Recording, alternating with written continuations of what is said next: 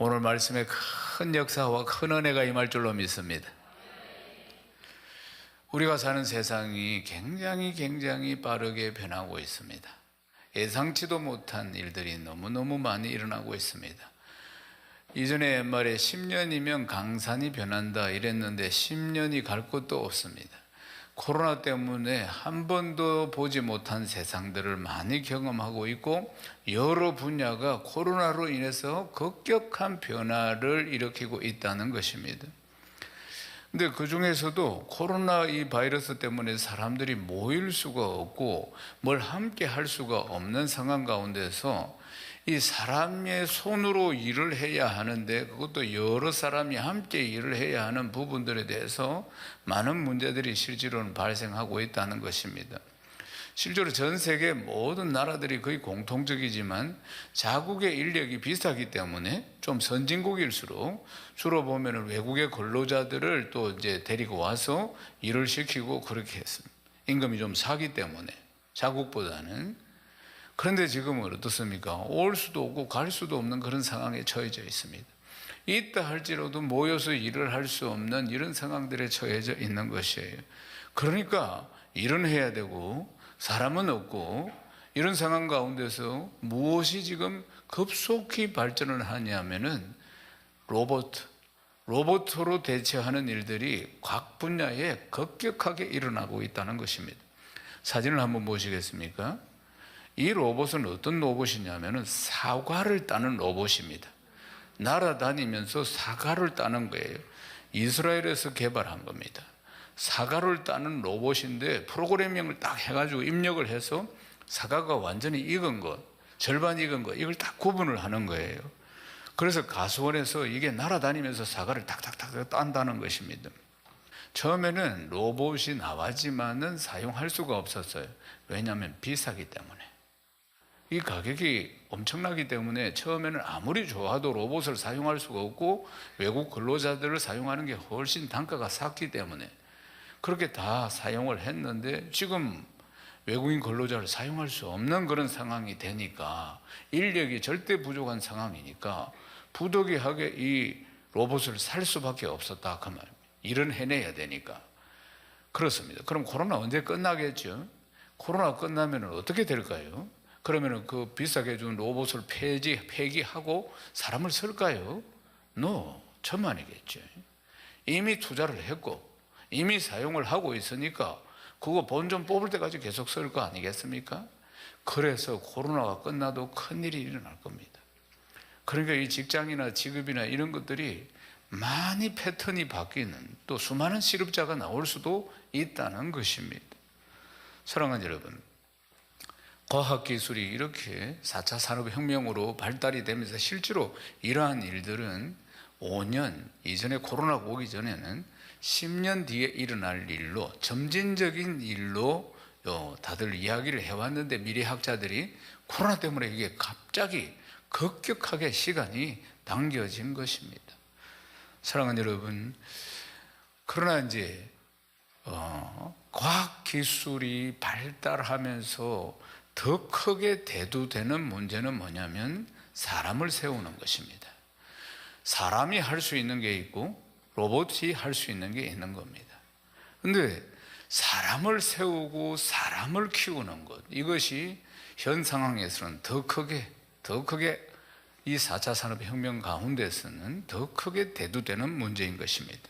사랑하는 여러분, 이러한 시대의 변화 속에서 우리가 가서 모든 민족을 복음을 전하고 그 영혼을 구원하는 일들, 영혼을 살리고 일꾼을 세우고 교회를 든든히 세우고 하나님 나라를 세워나가는 이러한 일꾼, 그리고 또한 이 일을 하나님께서 우리에게 말씀하셨는데 어떻게 사람을 세우고 그리고 어떻게 감당할 것인가 하는 것이 오늘 우리가 읽은 말씀인 것입니다. 오늘 이 말씀을 통해서 많은 깨달음과 지혜와 은혜가 충만하시기를 주님의 이름으로 축원합니다. 오늘 베드로 사도가 이 말씀을 받는 수신자가 누구인지 먼저 기록을 하고 있습니다. 베드로전서 5장 1절 읽겠습니다. 너희 중 장로들에게 권하노니 나는 함께 장로된 자의 그리스도의 고난의 정인이요 나타날 영광에 참여할 자니라. 아멘. 여기서 말씀하는 장로는 통상적으로 나이가 많아 존경을 받는 분입니다. 그래서 여기서 말씀하는 장로는 그러한 의미를 포함하고 더 큰 의미로 말씀을 드리면은 교회 안에 영적인 리더, 셀 리더, 슈퍼바이저, 또 때로는 디렉터, 이런 직책을 맡은 사람들, 리더들을 총칭해서 지금 이야기를 하고 있는 것입니다. 우리의 비전이 뭡니까? 2만 명의 리더를 세우는 것입니다. 2만 명의 리더를 세워서 이 도시를, 이 민족을 복음화시키는 게 우리의 비전입니다. 사랑하는 여러분, 그런데 베드로 사도는 보면은 나와 함께 장로된 자들 이렇게 이야기합니다. 나와 함께 장로된, 베드로 사도는 어떤 사람입니까? 베드로 사도는 제자 중에 제자지요. 주님의 수제자라 그 말입니다. 수제자인데 누구보다도 열정적으로 복음을 전거하다 순교하신 분 아닙니까? 그런데도 불구하고 베드로 사도가 자기가 양육을 해서 복음을 전해서 세운 일꾼들이, 리더들이 많이 있음에도 불구하고 자기는 사도라는 굉장히 높은 위치에 있는데도 불구하고 그들과 같은 장로다 이렇게 표현하고 있는 거예요. 그들과 같은 리더다, 교회를 섬기는 리더다, 이렇게 겸손하게 표현하고 있다는 것입니다. 베드로 사도가 오늘 이렇게 이야기합니다. 먼저 리더는 그리스도 고난의 정인이어야 한다. 아멘이십니까? 그건 세상이 말하는 기준의 리더고, 성경이 말씀하고 있는 리더는 첫 번째, 주님이 십자가를 지신 이 고난의 정인이어야 한다. 고난의 정인이어야 한다. 완전히 이 패러다임이 다른 것입니다. 그리스도 고난의 정인, 주님이 우리 죄를 담당하시기 위해서 십자가를 지신, 그리고 대신 죽으시고 부활하신 정인, 아멘이십니까? 여기에 대해서 정인이 되어야 리더가 된다 그 말입니다. 정인이 되어야, 오직 성령이 너희에게 임하시면, 사도행전 1장 8절에 예루살렘, 성령이 너희에게 임하시면 너희들이 권능을 받고 예루살렘, 온 유대, 사마리아 땅끝까지 뭐가 되리라? 정인이 되리라. 정인이 바로 리더입니다. 아멘이십니까?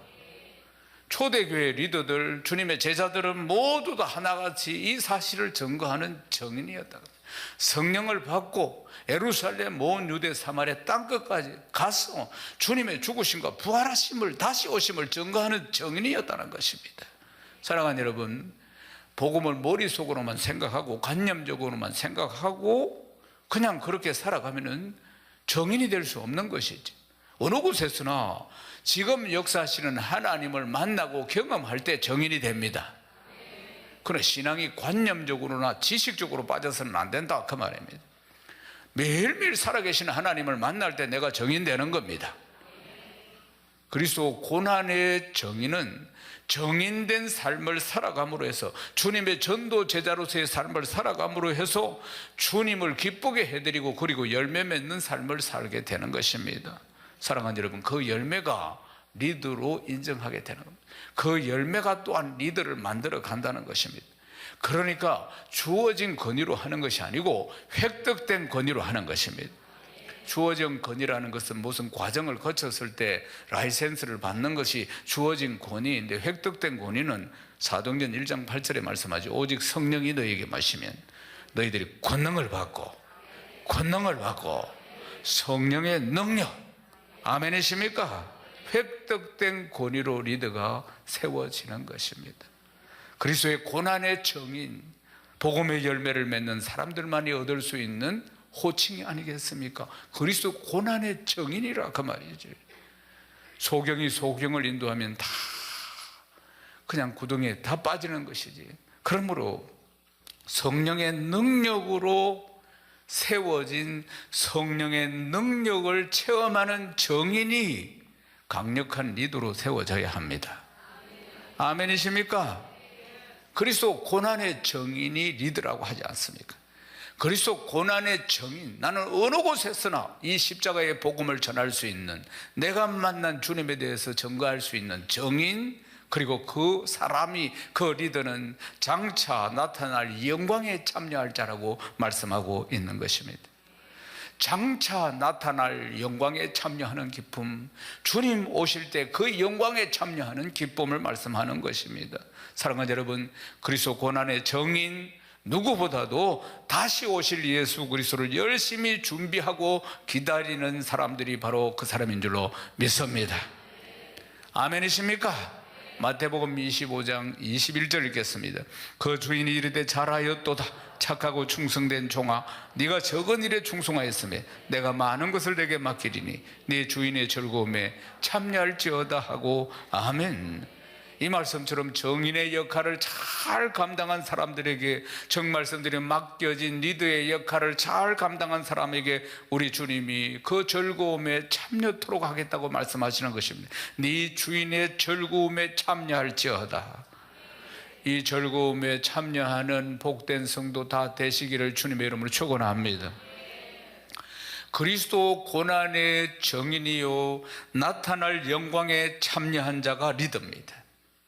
근데 이 리더된 자는 그 자리에서 맡겨진 사명을 잘 감당해야 되는데, 맡겨진 사명이 뭐냐면 양무리를 치는 것입니다. 베드로전서 5장 2절 읽겠습니다. 너희 중에 있는 하나님의 양무리를 치되 억지로 하지 말고 하나님의 뜻을 따라 자원함으로 하며 더러운 이득을 위하여 하지 말고 기꺼이 하며 아멘. 양무리를 친다는 게 뭡니까? 양떼들을 돌보는 것을 말씀하는 것입니다. 우리가 해야 할 모든 일들은 양떼를 돌보시는 것이에요. 사랑하는 여러분, 그것이 우리의 사명입니다. 베드로 사도에게만 준 것이 아니고 그 다음 리더에게, 오늘날 우리에게, 하나님이 다음에 세워질 리더에게 주신 사명인 것입니다.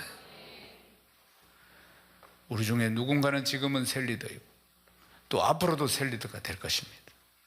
우리는 2만 명의 새 리더를 세워야 하기 때문에 모두가 새 리더가 되어야 하는 겁니다.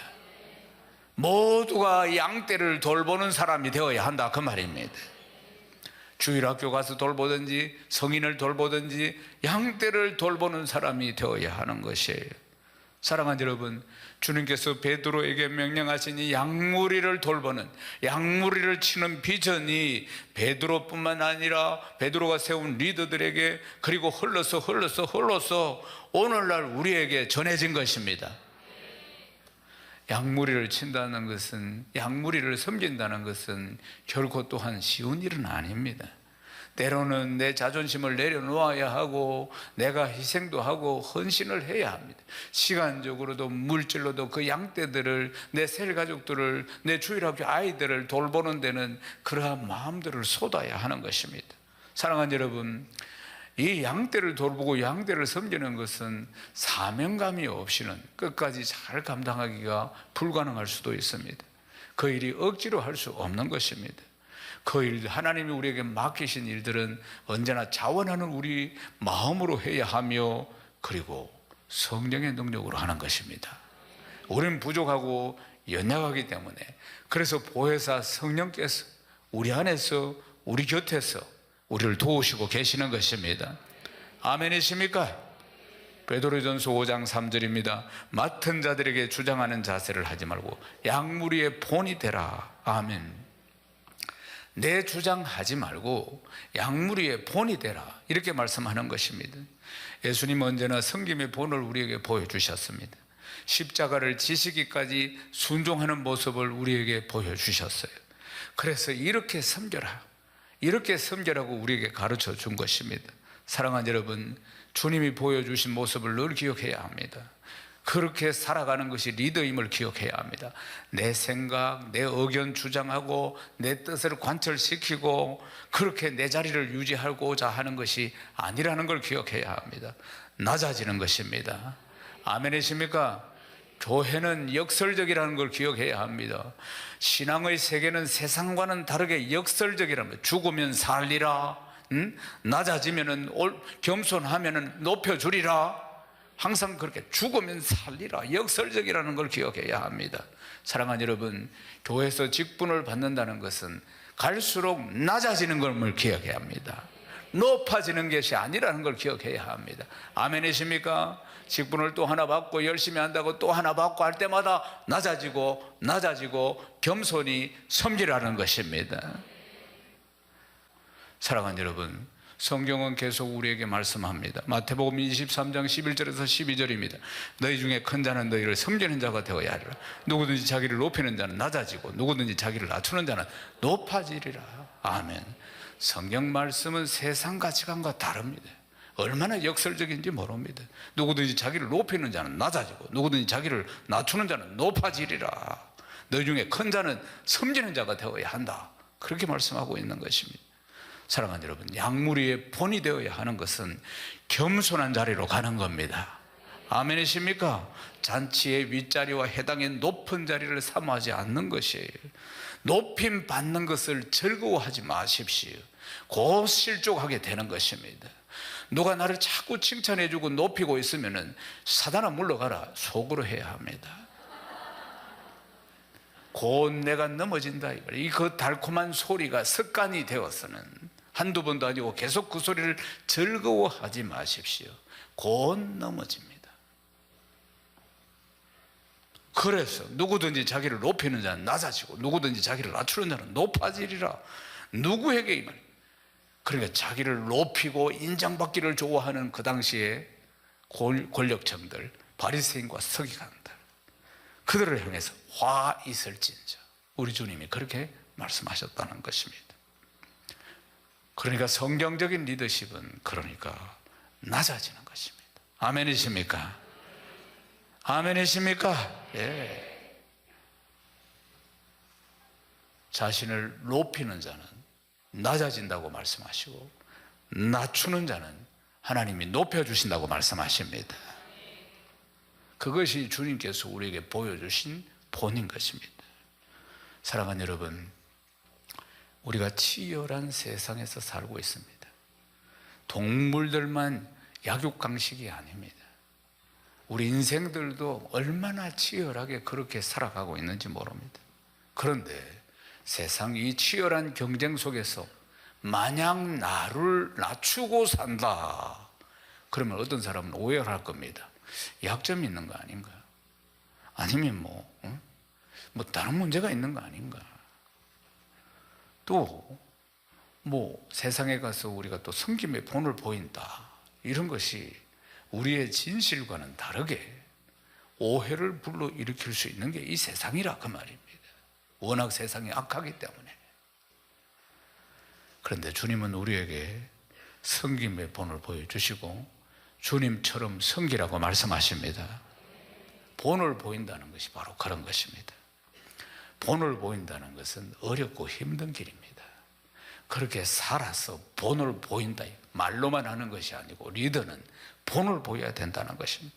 주님의 섬김의 본을 본받아서 성령의 능력으로 우리가 신앙생활을 하는 데 있어서 양무리의 본이 되어야 합니다. 섬김의 본, 겸손의 본 말입니다. 양무리들에게 본이 되어야 된다고 말씀하고 있습니다. 비단 주의 일을 하는 것뿐만 아니라 그리스도의 정인이 되는 것, 예배 드리는 것, 기도, 섬김, 봉사, 모든 일에서 이렇게 겸손과 섬김의 본이 되어야 하는 줄로 믿습니다. 양무리들에게 본을 보여서 이렇게 섬겨라 할 수 있어야 한다는 것입니다. 베드로전서 5장 4절 말씀 읽겠습니다. 그리하면 목자장이 나타나실 때 시들지 아니하는 영광의 관을 얻으리라. 아멘. 양무리의 본이 되어서 살아갈 때 그때는 자기 헌신이 따르고 자기 희생이 따르고 때로는 자기를 쳐서 복종시키는 그런 일들이 따를 때 하나님께서 이걸 일일이 다 기억하시고 다 갚아 주십니다. 목자장이 나타나실 때, 우리 주님 오실 때 시들지 않은 영광의 관을 얻으리라. 주님 오시는 그날에 우리의 소망이 이루어지는 그날에 영광을 관을 받게 된다는 것입니다. 아멘이십니까? 비교할 수 없는 영광을, 지혜로운 자가 되어야 합니다. 이 세상은 잠시 잠깐이고 저 나라는 영원한 나라 아니겠습니까? 그때 상이 결정입니다. 평생 영원히 사는 결정이라 그 말입니다. 어리석은 자가 아니라 지혜로운 자가 되어야 할 줄로 믿습니다. 사랑하는 여러분, 지금까지의 말씀은 현재 세워진 리더들에게 적용하는 말씀이었고 지금부터 이 말씀은 장차 세워질 리더들에게 주시는 말씀입니다. 베드로전서 5장 5절에서 6절입니다. 젊은 자들아, 이와 같이 장로들에게 순종하고 다 서로 겸손으로 허리를 동이라. 하나님이 교만한 자를 대적하시되 겸손한 자들에게 은혜를 주시느니라. 그러므로 하나님의 능하신 손 아래에서 겸손하라. 때가 되면 너희를 높이시리라. 때가 되면 너희를 높이시리라. 젊은 자들이라는 것은 장차 리더가 될 사람들을 말씀하는 것입니다. 장차 리더가 될 사람들은 현재 리더들에게 순종해야 하고 겸손해야 된다고 말씀합니다. 이 리더가 되는데 훈련은, 순종이라는 훈련은 절대적인 훈련이라는 것이에요. 주님은 죽기까지 순종하셨잖아요. 아버지 말씀 앞에서 십자가를 지시는데 죽기까지 순종하셨더니 주님이 순종의 본을 우리에게 보여주신 것입니다. 그러니까 장차 리더가 될 사람들은 양무리의 본이 되고 정말 이렇게 순종하는 훈련을 쭉 쌓아가야 하는 줄로 믿습니다. 아멘이십니까? 그리고 겸손함을 배워야 하는 것입니다. 리더의 자리는 섬김의 자리입니다. 영적인 리더의 자리는 군림하는 것이 아닙니다. 대접받는 것이 아닙니다. 섬기는 자리인 것입니다. 리더가 된다는 것은 높아지는 게 아닙니다. 낮아지는 것입니다. 세상의 원리와 완전히 반대라는 것을 기억하셔야 합니다. 겸손함을 훈련해 가야 합니다. 순종하는 것을 훈련해 가야 하는 것입니다. 그럴 때 하나님이 기뻐하시는 리더가 되는 줄로 믿습니다. 그걸 훈련해 가야 됩니다. 겸손함을 훈련해 가야 되고 순종하는 것을 훈련해 가야 한다는 것입니다. 장차 리더가 되실 분들은 나에게 있는 능력을 나의 것으로 여기지 않고 오직 하나님의 능력을 구하고 내가 소유하고 있는 것을 내 소유라 주장하지 않고 모든 것이 다 하나님께로부터 온 것임을 인정하고, 이 겸손함, 이 모든 것들이 다 겸손함인 것입니다. 내가 낸데 해서는 안 됩니다. 결코 안 된다는 걸 기억해야 하는 것입니다. 그건 세상에 살아가는 방법인 겁니다. 교회 안에서 영적인 원리는 정반대라는 걸 기억해야 하는 것입니다. 하나님께서 그러한 겸손한 자들을 들어서 사용하시는데 하나님의 때가 되면 높이십니다. 우리 사람들의 마음속에는 조급함이 있습니다. 빨리빨리 일을 이루고 싶고 빨리빨리 마치고 싶고 빨리빨리 뭔가를 만들고 싶고 빨리빨리 뭔가 인정을 받고 높아지고 싶고, 이런 마음들이 본능적으로 있는 것입니다. 빨리빨리 하나님 앞에도 사용되어지고 싶고 빨리빨리 뭔가를 성취하고 싶고. 사랑하는 여러분, 하나님의 때에 하나님이 이루십니다. 신앙생활을 하는 데 있어서 조급함이 가장 큰 무리라는 걸 기억해야 합니다.